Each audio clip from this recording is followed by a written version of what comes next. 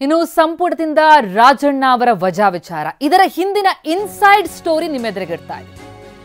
ರಾಜಣ್ಣ ಅವರನ್ನ ವಜಾ ಮಾಡುವಂತೆ ಕಾಂಗ್ರೆಸ್ ಹೈಕಮಾಂಡ್ ಖಡಕ್ ಆದೇಶ ಕೊಡ್ತು.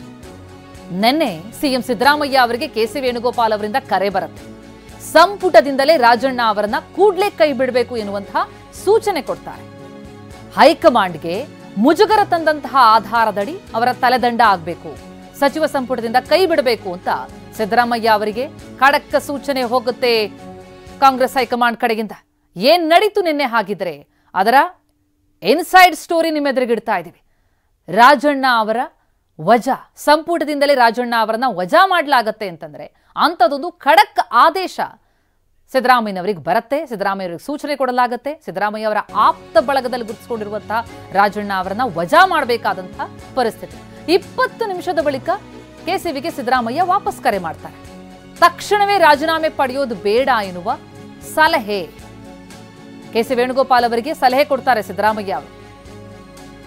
ಕೆಸಿ ವೇಣುಗೋಪಾಲ್ ಅವರ ಮನವೊಲಿಸೋದಕ್ಕೆ ಸಿಎಂ ಪ್ರಯತ್ನ ಪಡ್ತಾರೆ. 10 ದಿನದ ಬಳಿಕ ರಾಜೀನಾಮೆ ಪಡೆಯೋಣ, ತಕ್ಷಣವೇ ರಾಜೀನಾಮೆ ಬೇಡ ಅಂತ ಸಿಎಂ ಸಲಹೆ ಕೊಡ್ತಾರೆ. ಅಂದ್ರೆ ಈಗ ಅಧಿವೇಶನ ನಡೀತಾ ಇದೆ, ಅಧಿವೇಶನ ಮುಗಿದ ಬಳಿಕ ಪಡೆಯೋಣ ಅಂತ ಸಿಎಂ ಹೇಳ್ತಾರೆ. ಆದ್ರೆ ವಿಳಂಬ ಬೇಡ, ತಕ್ಷಣವೇ ಸಂಪುಟದಿಂದ ವಜಾ ಮಾಡಿ ಅಂತ ಸಿಎಂ ಸಿದ್ದರಾಮಯ್ಯ ಅವರಿಗೆ ಕೆಸಿ ವೇಣುಗೋಪಾಲ್ ಸೂಚನೆ ಕೊಟ್ಟರು. ಈ ವಜಾ ಬೆನ್ನಲ್ಲೇ ಸಿಎಂ ನಿವಾಸಕ್ಕೆ ಕೆಎನ್ ರಾಜಣ್ಣ ಭೇಟಿ. ರಾಜಣ್ಣ ಬರ್ತಾ ಇದ್ದಂತೆ ಘಟನೆ ಮರ್ತು ಬಿಡು ಅಂತಾರೆ ಸಿಎಂ. ಆದ ಘಟನೆಯನ್ನ ಮರ್ತು ಬಿಡು ಅಷ್ಟೇ, ನಾನು ಏನೂ ಮಾಡೋಕ್ ಸಾಧ್ಯ ಆಗಿಲ್ಲ ಅಂತ ಮನವರಿಕೆ ಮಾಡಿಕೊಡ್ತಾರೆ. ಜೊತೆಗೆ ಇದು ಹೈಕಮಾಂಡ್ ನಿರ್ಧಾರ ಅಂತ ಸಿಎಂ ರಾಜಣ್ಣ ಅವರಿಗೆ ತಿಳಿಸ್ತಾರೆ.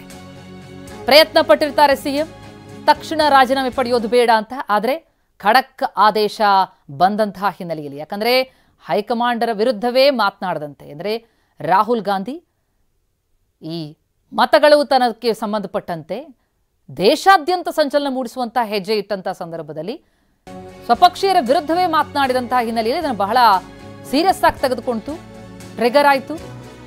ಈಗ ರಾಜೀನಾಮೆ ಬಗ್ಗೆ ನನಗೆ ಬೇಸರ ಇಲ್ಲ ಸರ್, ವಜಾ ಮಾಡಿದ್ಯಾಕೆ ಅಂತ ಸಿಎಂಗೆ ರಾಜಣ್ಣ ಪ್ರಶ್ನೆ ಮಾಡಿದ್ರು. ನಾನು ಪಕ್ಷಕ್ಕೆ ದುಡಿದಿದ್ದೀನಿ, ಪಕ್ಷದ ಬಗ್ಗೆ ಗೌರವ ಇದೆ, ನಾನು ಆಡಿರೋ ಮಾತನ್ನು ತಪ್ಪಾಗಿ ಅರ್ಥೈಸಿದ್ದಾರೆ.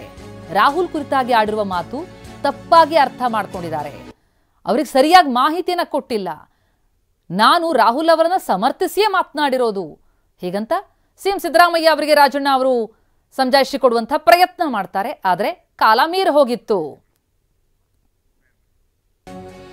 ಇದು ನಿನ್ನೆ ನಡೆದಂತಹ ಘಟನೆ.